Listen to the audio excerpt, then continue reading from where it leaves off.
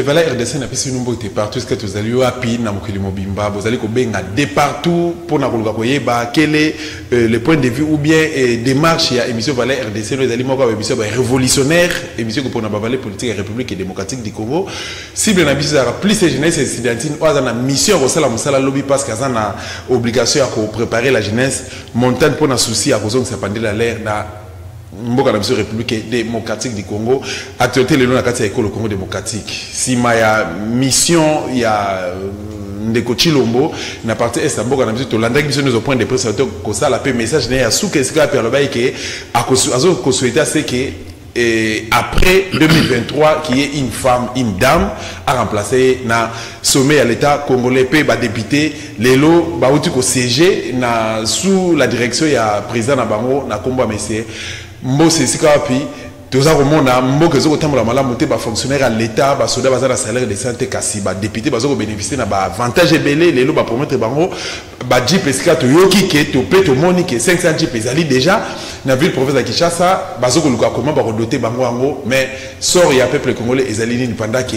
social ya bana mboka eza toujours ko marché te nazali na plateau na ngai ngama oti nazali na invité de marque na komba maître Nico Mangela azali président national ya Congo normal pe cadre na plateforme la moko ezali coordonné par ya président Eli mwana mboka Martin Fallou Madidi président Nico Mangela na pesi mbote mbote mwana mboka Dosta mbote na bandeko nyonso ya Goma Ituri Beni Butembo tobosana raté Minembwe puisque dossier Minembwe apparemment bobosana yango mais les pays continuent à être sous occupation à partir wana ya wana bato est ba ko benga chaque fois mettre pesera biso atambote pour mokilier ba ketozali merci.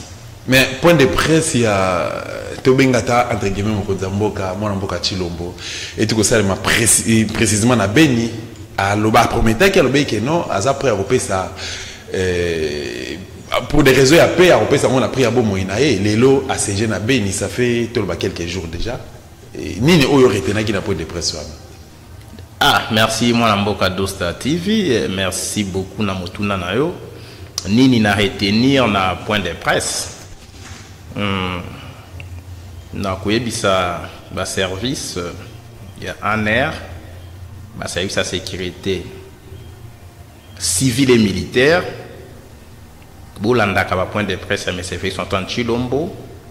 Bonotaka ba faiblesse. Pourtant to relever yango. Botali sait que tous ces conseils ne font rien. Oui, mais ça n'y passe Dosta TV. Sincèrement parler, ça n'y passe. Ok. Na comme na dégoût ya koyoka kandeko Chilombo. C'est notre frère. Attends, contester sur le plan politique, il y a une crise à légitimité. Mais sur le plan de la représentation nationale, donc on représentait Ekolo, na libanda ya mboka, topé na kati ya mboka tonga koloba mokilie kolanda et ko sala pasi. À couper sa biso NRT. Na point de presse na lobby, lobby, les États-Unis d'Amérique n'ont pas de l'or, n'ont pas de diamants ni le coltan. À quoi ça dit? Non.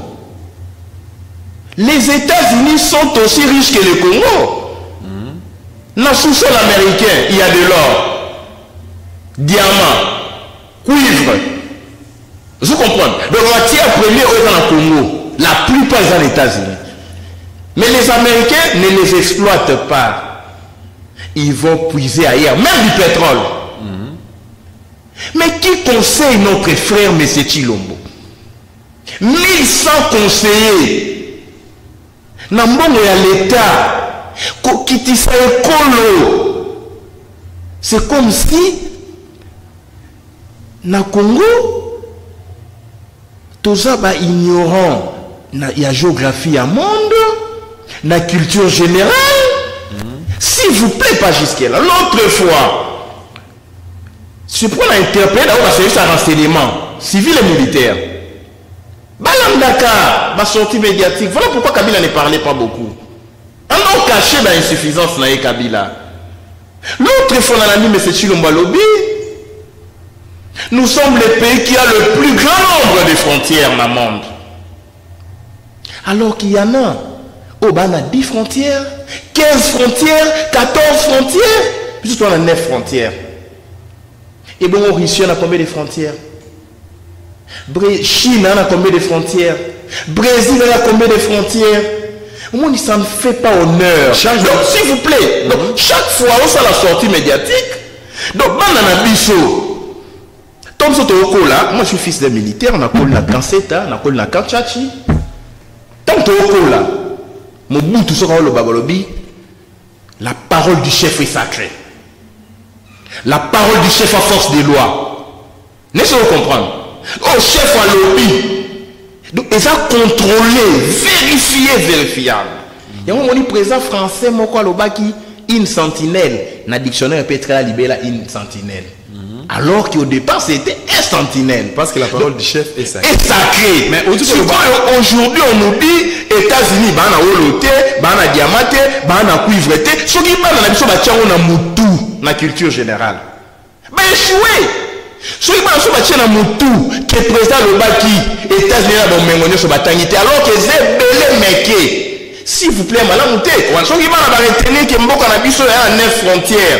Biso n'est pas la frontière pour les Kalamokili Mobimba. Alors que la Tangelo va réussir, la Chine, le Brésil, la frontière pour les Kabiso. Si ka oyo to chani na mitu na mwana na biso. Alobi pelo comme on a point de presse na e. Alobi pour la sangisi mambu ya ba point de presse hein. N'est pas la frontière le baki on si lobité. Alobaki yango avant tiko na sangisi na wa lobby makambo ya ba diamant or ezate aux États-Unis ya lisoni alobi selo ko moko epesinga ikanda ayepsi bana kelasi na yeba kité que voilà qui victime ya ba violence na présenter bino pardon alors que tant bana na beni ba kolala na mairie bakolala libanda Chilombo lobby ils sont manipulés bazonga la bandako vous avez lisusu tout à fait aujourd'hui lobby il n'était pas au courant s'il vous plaît la parole du chef est sacrée donc ici c'est une tentative il y a profanation il y a fonction à présent république donc s'il vous plaît Ndeko ça énerve oui mais conseiller sur M. Chilombo il faut pas démissionner il faut pas tika il faut quoi l'autre fois la Kenya Alobaki une question que faire pour la préservation de la forestation il y a bassin du fleuve forêt pour nous préserver forêt tout ça la nuit j'ai les images il faut tout katabanzete tout ça la makala. D'ailleurs, la délégation a un spécialiste, il y a preuve, il y a qu'à transformer les arbres coupés en charbon de bois. Est-ce que ça c'est pour lutter contre la déforestation ou bien pour le romantiser à gaz à effet de serre? Donc, je comprends que il y a oublié que ça la passe inutile. Bah, tu vois, la réunion, on a lundi, il y a eu deux personnes à CMZT, monsieur Gilles.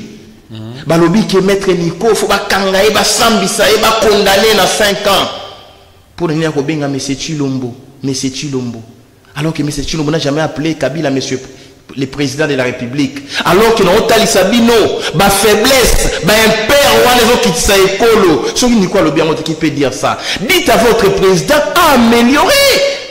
S'il vous plaît, il y a un problème. Et le dire, ce n'est pas lui manquer du respect. Le dire, c'est l'aider.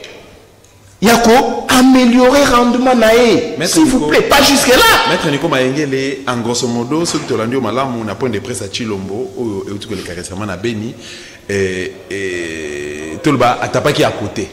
À Tapaki à côté, et puis, depuis, à ce pouvoir pour Nayo, au lobby que non, au Sangisi, temps fort faiblesse faiblesse à Chilombo ni on soyez à manifester que tu as en place depuis un certain temps pour Nayo depuis à ce pouvoir dans 3 ans oyo toloba Chilombo bilan a toujours négatif te tolobaté la vie ne se vit plus la vie devient invivable les montagnes et la misère montent les collines et la pauvreté entrent en collision. S'il vous plaît, pendant que les voleurs s'envolent avec le butin du vol, les pays ne marchent plus, tout est bloqué. Dépassement budgétaire, et atteindre leur paroxysme à la présidence. Tous les jours, dépassement budgétaire. Ce sont les détournements. Aligné, il est où? Mais il faut nous savoir la disposer. Il faut traquer, malfaiteurs, tricheurs, détourneurs, tout ça. Fati béton, le pont au recours à non, s'il vous plaît, tout ce cas, Babiloko, il y a culture à personnalité. X béton, X zélo, X bidon. Et pour le Babiloko, on a tout ce cas, qu'on défie bateau. Tout ça, le débat républicain, total panier à ménagère, total prix à billet dans le marché. Les prix se sont multipliés fois 3, fois 4, fois 5. Les gens ne vivent plus. Il y a des familles qui ont un délestage. Bana basi balei lelo, bana mibali balei 2 jours après. Ba famille a brisé. Bato bakabwani, basali séparation des corps, séparation des maisons, séparation des lits, je ne sais plus. Parce que bato ba ko futa loyer, moi ça zongi pas ina bango, maman mobile zongi pas ina bango. S'il vous plaît, le problème a Félix Zawapi, ceux qui ba famille zo kabwana, ceux qui problème na Zawapi. Problème na apprenant qui le peuple d'abord. Le peuple d'abord et à les philosophies. Il y a socialisme. Et ils ont en avant-plan les sociales. Les sociales, c'est le manger, qu'on lia, qu'on tanga, qu'on soit moins soin à malonga. Soin de santé. Qu'on zala na moi banzela ya solo pour moto tambola. Mais surtout vérifier de l'eau qu'on a sur le monde qui est et qu'on ça les mater. S'il vous plaît. Exposer gratuité l'enseignement de base. Gratuité et faciliter même les pauvres, bateaux bazan vie mon démuni, ba conseil de vie mon démuni, ba se retrouver dans l'école bande de l'école. Pour ton information en oyo, école catholique à Ebélé, école conventionnelle protestante Ebélé, bateau ba futa qui minerval.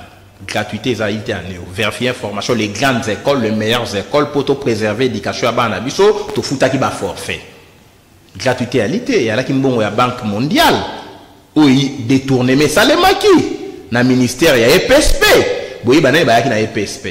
Détourner, mais ça les maquis. Même na présidence, oui, il détourner, mais ça les na présidence. Ici, les codos, c'est tout ce qui est la fanatique. Tout ça la tribaliste, tout la fanatique, total la réalité en face. Mais ce Chilombo n'est pas l'homme indiqué. Pour réduire à ta moquée souffrance et à peuple. Non, mais le peuple d'abord. Sont comme nous avons prôné socialisme. Train de vie à l'institution et qu'on les caté de l'eau. Yo prôné socialisme, le peuple d'abord, c'est-à-dire peuple alia, amelamai, abika. Kasi, au outil pour promettre les députés, on le dit au président 500 jeeps. Mbosso lobby et Ali prêté, nyongoté et Ali don ya chef de l'État. Chef de l'État, agent la caisse Nili, on appelle ça 500 députés, bah jeep, montant $50 000. Fois 500. Après, qu'on sacrifie salaire, avec 2,70 $, on a mis ça, on a ça, député ou sénateur, donc il est libre à ça. 500 jeeps n'a député parce que va voter loi électorale ou est politisé CENI, ou ils ont favorisé tricherie, ou ils ont favorisé fraude, maintien à deal en 2023. Prime 500 jeeps. Parce que CENI va voter dans la loi de l'Assemblée nationale, ou soit même dans la Cour constitutionnelle, alors que cette loi-là est passée même pas dans la commission. Donc vous sentez que les pays aujourd'hui, et comme il y a un système érigé fraude à système de gestion, bon, si 500 députés, 500 jeeps, policiers, combien de jeeps pour la patrouille? Le militaire, vous savez combien de chars de combat pour l'état de siège dans l'Est, le militaire va au Bunda. Combien de billes, combien de lance-roquettes, combien de mitrailleuses, combien de malles, combien de munitions il y a combat? Bon, petit 500 jeeps là-bas député. Enseignants, les nouvelles unités, pourquoi pas qu'on mécanise Bango? Vous comprenez que ça, ce n'est pas le peuple. Non, ici, on veut baningi ba s'éterniser na pouvoir, na mosolo, na biso ya impôt, na taxe, qu'on corrompt pas ba député. S'il vous plaît, le pays est bloqué. Et ba député on mboso ebisi bango lobby na ko financer campagne pour les la chaîne à télévision pour défendre des lois électorales. Quelle loi électorale? Loi électorale, le lobby, c'est ni bureau, il va composer dans 7 personnes. Kabila pèse 2, Chilombo pèse 4. 6. Donc M. Kabila 2, M. Chilombo 4. M. Chilombo a compte il y a union secrète, union sacrée. M. Kabila a compte il y a FCC. Maintenant, présidence, va renommer notre société civile. Oyo, avons relevé déjà dans l'ambi à Kabila, tout dans l'ambi à Chilombo. Donc aujourd'hui, bonjour, c'est ni. Mais c'est Kabila, mais c'est Chilombo, va se partager c'est ni. Pour ne pas imposer notre deal en 2023. Et pour les Kabila, vous avez un député, vous avez la campagne à loi, vous avez 500 jeeps, vous avez mon solo, ce parlement est disqualifié. Même dans Mboto, aucun député à la législature au Fazonga. Et puis, pas penser que fraude et collégation dans Mboka Oyo. Tant que la fraude en 2023, il est incapable de maîtriser quand il y a un peuple sur le plan social. Pour nous faire la calcul que 2023 a retriché. Mais on s'en fout à fonctionnaire. Peuple a relié. Comme la maïté, ni l'autorité, nous allons l'équipe. Yo c'est la 2023, peuple a mis la 2022 la balabala, puisque le peuple est souverain. S'il vous plaît, il ne faut pas cataloguer les choses. Tant réfléchir, s'il vous plaît. Bapé sur mandat à 5 ans, et ça y a Moïbi, et ça y a Nyongo, et ça y a Cop, et ça y a Dili, et là qui pour la peuple à Bika. Mais Awawa, et comme mandat à 5 ans, Bika, Ouganda. S'il vous plaît, n'a point de presse naé. A Kenaki na Ouganda. Tant que na Ouganda, basali cérémonie. Yena nani? Talasoni Mobutu ako tourner na Sea Mabele, papa Tshisekedi ako tourner na tombe naé Lumumba ako tourner Sikali, papa Kasavubu. Wazaki réputé bon gestionnaire sur le plan finance publique. À chaque fois que Chilombo a le dépassement budgétaire, Molimo papa Kasavubu ezo bika na kimiate. Chaque fois que M. Chilombo a négocié na ba agresseur Museveni, ça c'est cérémonie officielle.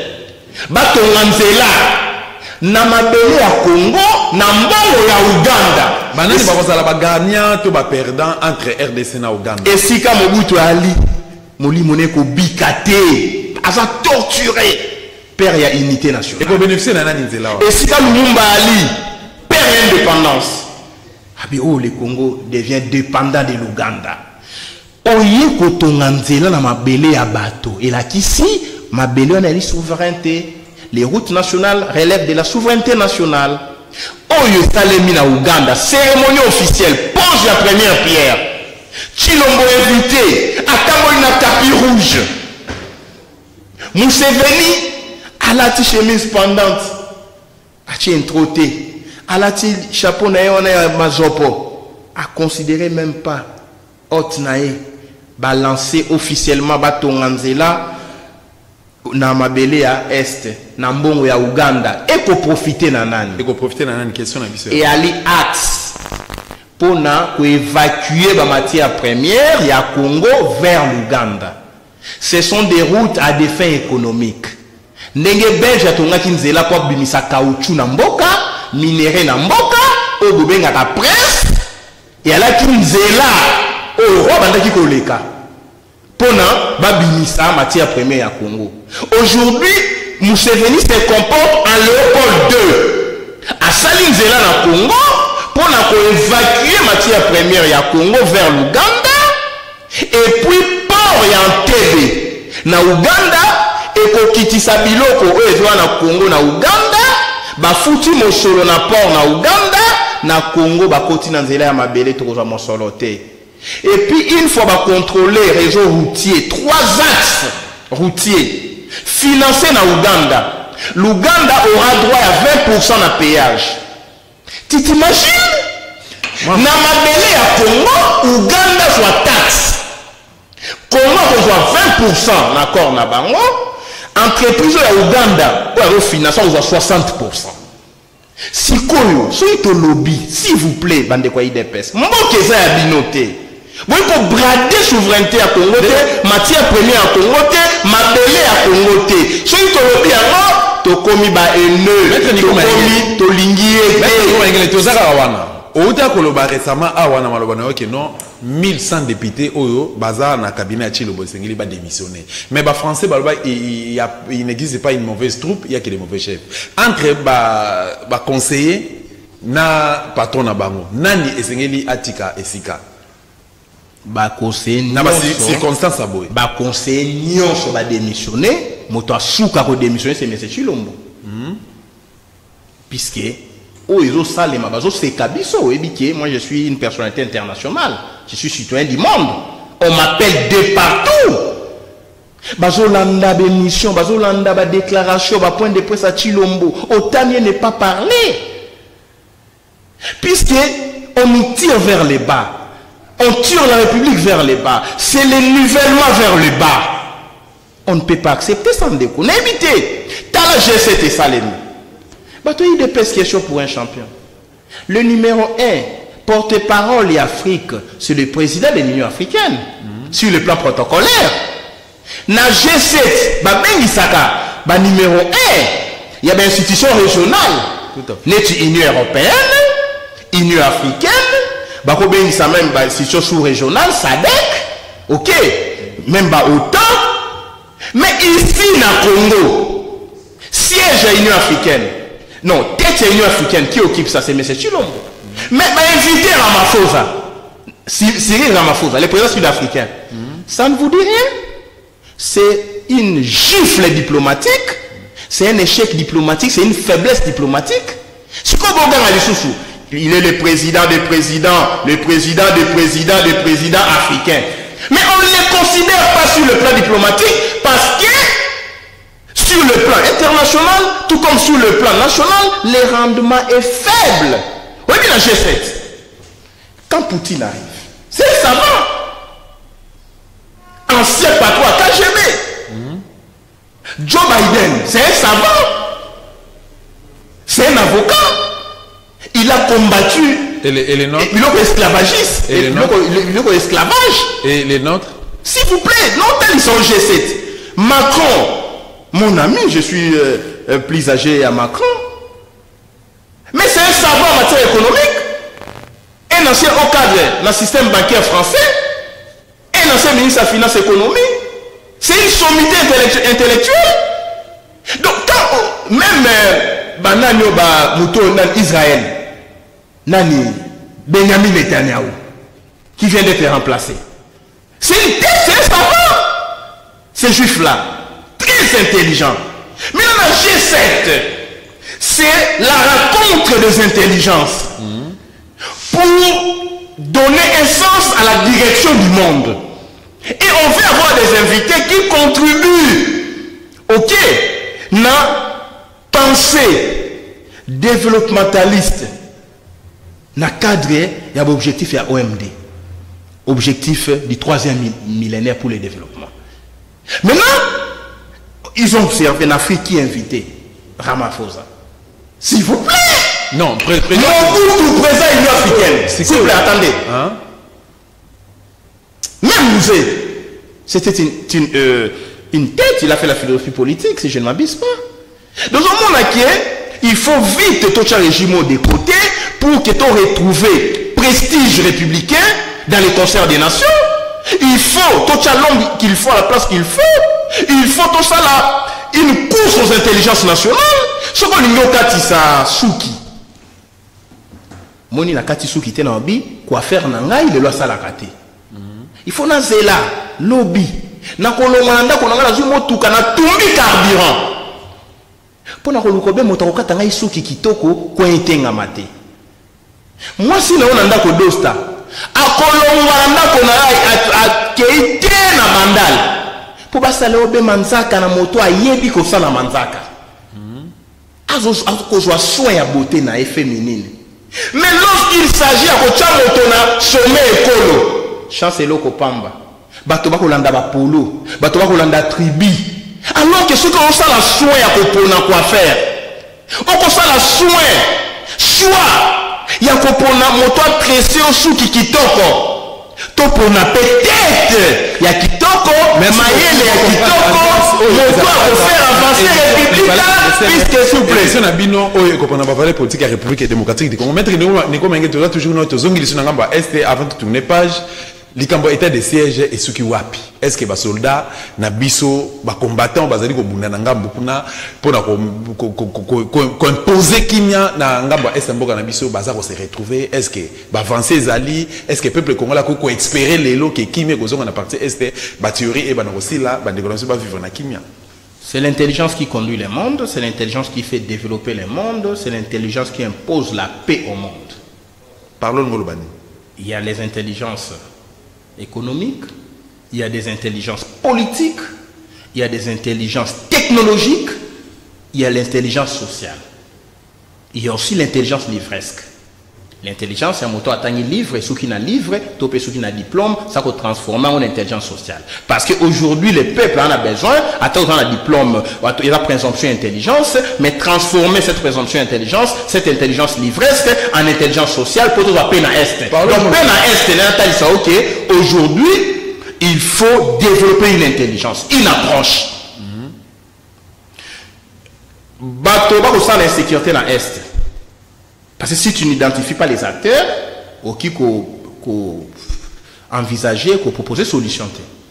Bateau, ça l'insécurité dans l'Est, c'est Kagame, Museveni, les groupes armés étrangers, les groupes armés locaux. Quelle est l'approche stratégique, militaire, politique et sociale au régime à développer pour imposer paix dans l'Est? Approche na bango yali faire de nos agresseurs leurs alliés. Impossible. Kagame devient l'allié de M. Chilombo. Kagame est le bourreau de nos frères à l'Est. Il n'y aura pas de paix à l'Est. Il ne faut pas être savant. L'approche appropriée, c'est de dire comme Joe Biden l'a fait dans G7. Alors même si la salité à tête n'a réussi, même si tu écoutes Vladimir Poutine, même si Chine a ça, mais la Chine et la Russie, Bali ba ennemi États-Unis. Donc pour mieux traiter avec eux, à placer déjà dans l'arrêt de l'ennemi. Laissez-vous comprendre. Parce qu'on combat les États-Unis sur le plan idéologique, sur le plan militaire, sur le plan de prestige mondial. On a tiré bagarre des fous dans la conversation là-bas. Vous comprenez? Non, il identifie. Il identifie son interlocuteur ou ses interlocuteurs pour mieux faire avancer les intérêts américains. Okay. Mais ici, il y a eu un problème de jugement, une erreur d'appréciation. Kagame doit être identifié comme le bourreau des Congolais, notre génocidaire, Museveni son allié, comme ça on les considère comme tels. Et on développe une intelligence nationale et stratégique pour dire, quand nous traitons avec ces gens ici, puisqu'ils nous ont agressés, puisqu'ils nous ont tués, pour se faire respecter, il faut d'abord un tribunal pénal international pour juger Museveni et juger Kagame et puis condamner Bango, restituer les biens volés, les matières premières pillées, dédommager la République. Tu imposer respect.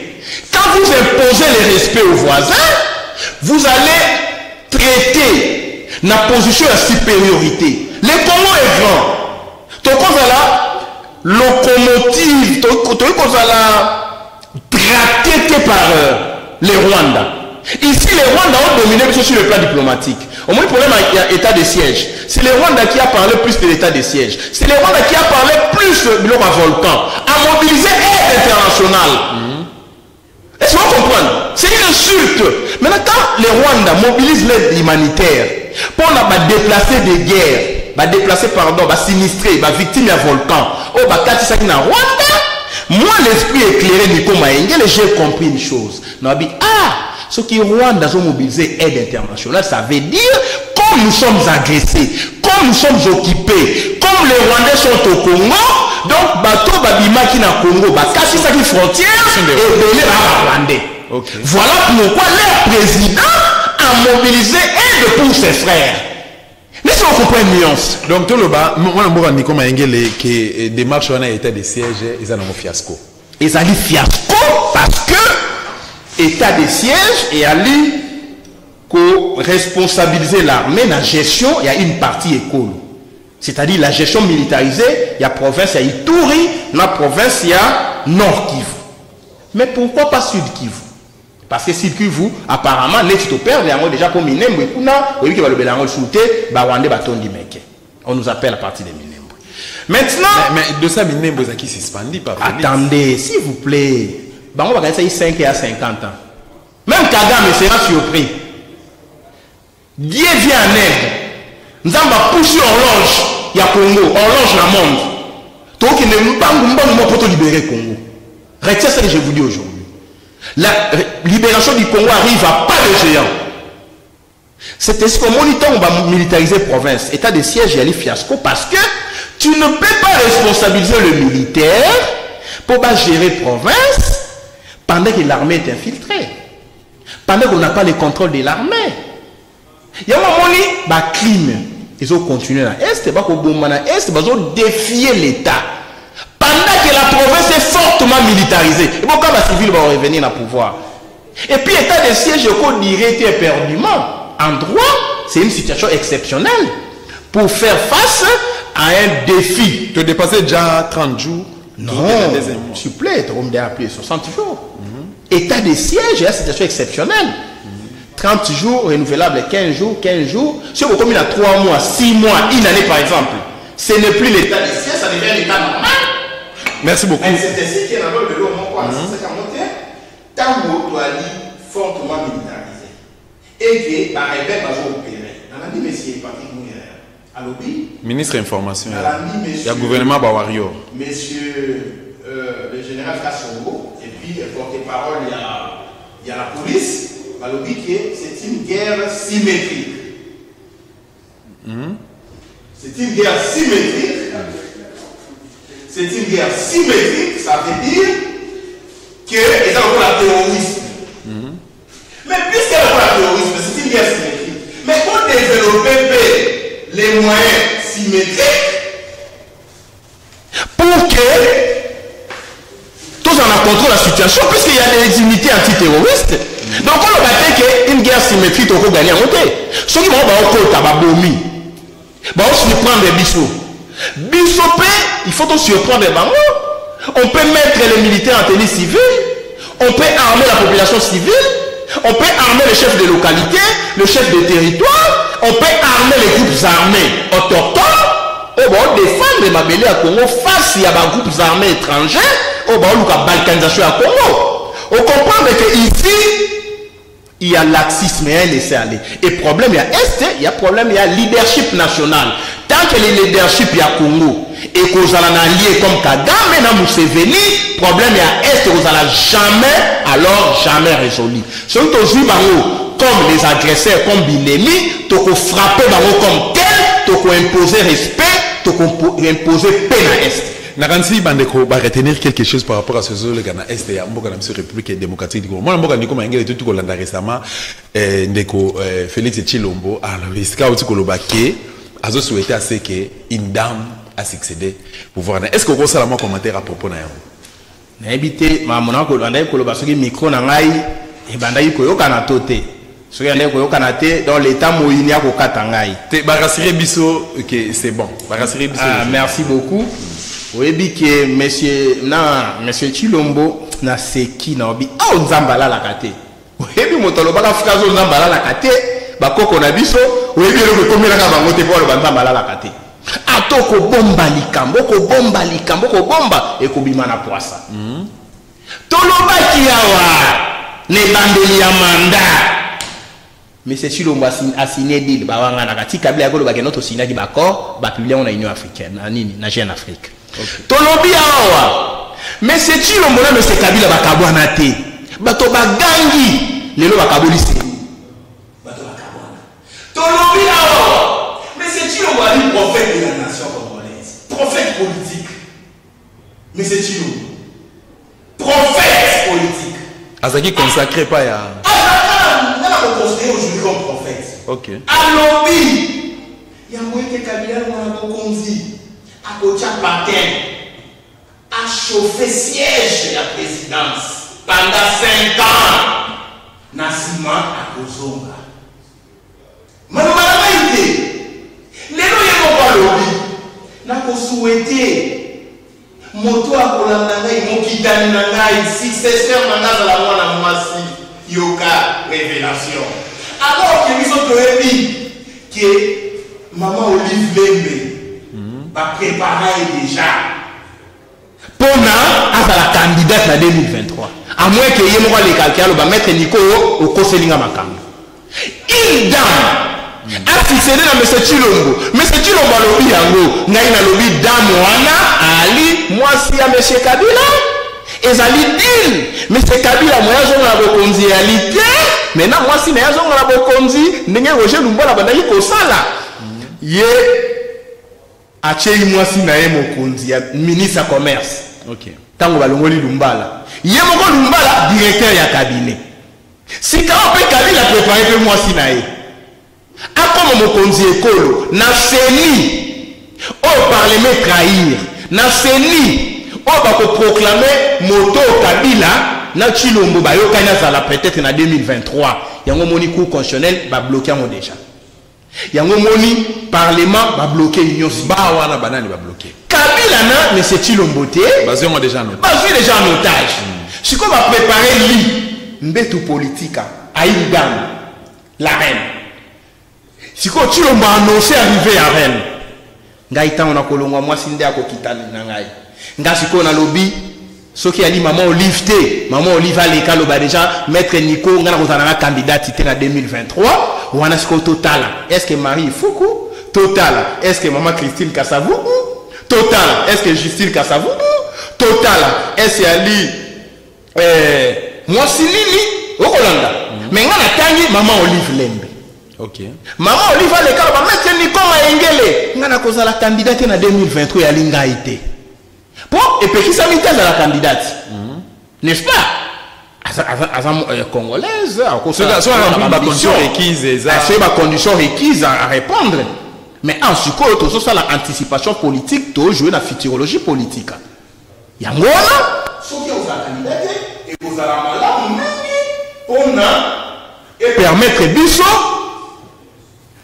to longwana idée il y a dit to qu'il y a une idée à compétition. Or on ne peut pas faire une compétition électorale pendant que CENI est politisé, n'est-ce pas comprendre?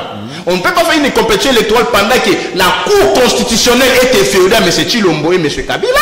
Pour Kabila Tilelo dans la contrôle il y a contrôlé la cour constitutionnelle là il y a contrôlé CENI il y a contrôlé la CENI.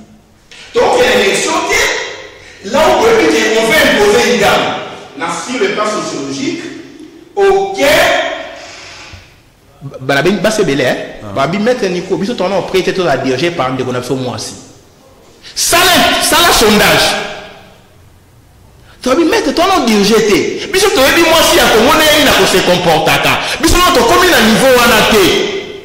Nous n'avons pas les dames de fer au Congo, sauf peut-être Madame Candide. Hein? Ce que j'appelle une dame de fer, qui malheureusement n'est pas sur place ici. Mais on n'a pas de dame de fer comme Angela Merkel. Aujourd'hui, on le voit Queen Mother.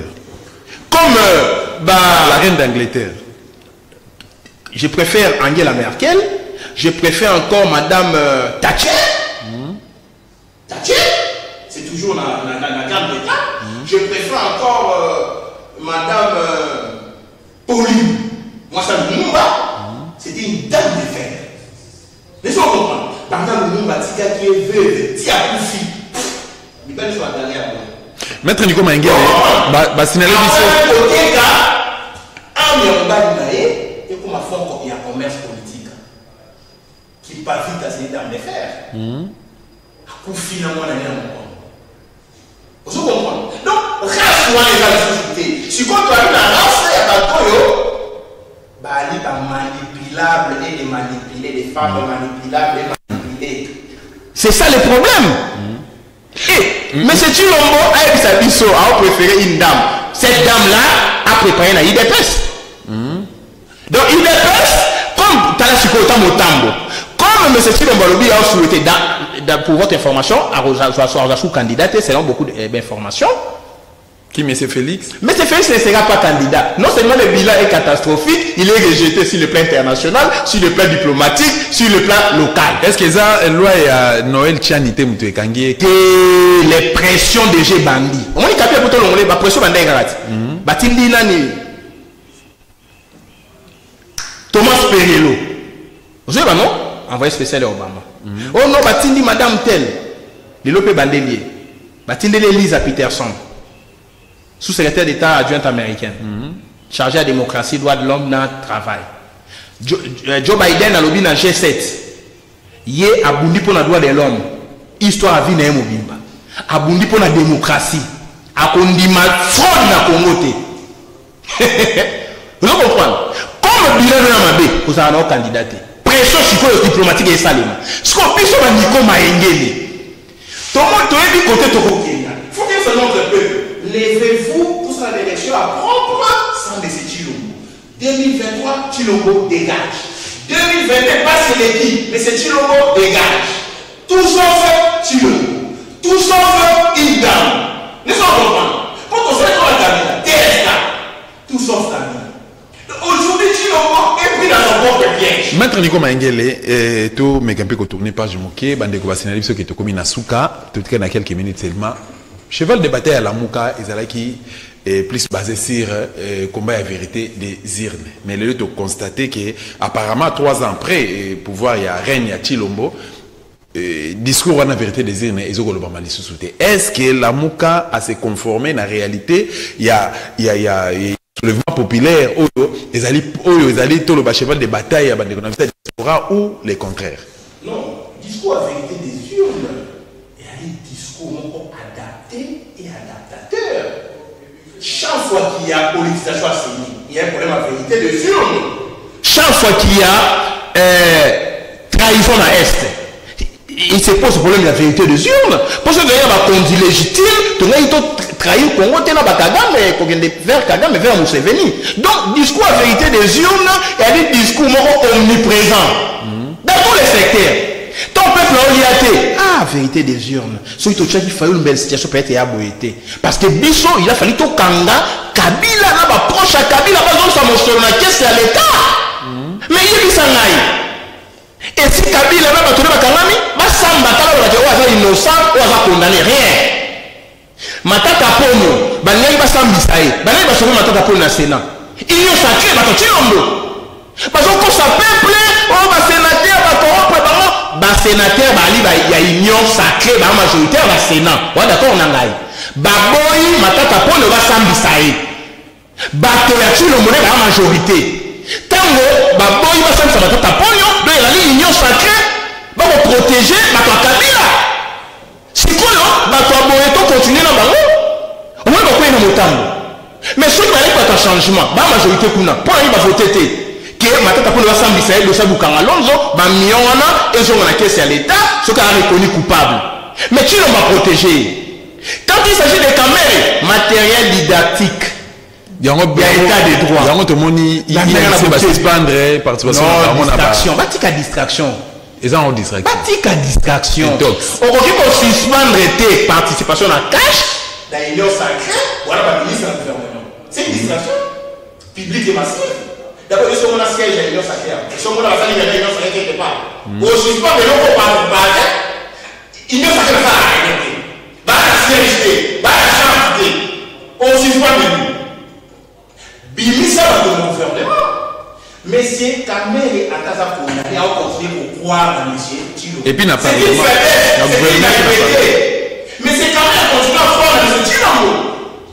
Pensant qu'il avait la cour de cassation, pensant qu'il avait ça y est, grâce présidentielle, mais si le chemin a dit que va imposer une dame de l'Est, Kamere doit mourir politiquement, il faut quitter le pouvoir avant que le pouvoir les quitte. Le président Kamere, vous êtes les ennemis de la France, il y a encore à Nairobi. Vous êtes les ennemis de la France, il y a encore à Kinakati. Vous avez payé les prix. Il y a écrit la signature de Genève. C'est le propre.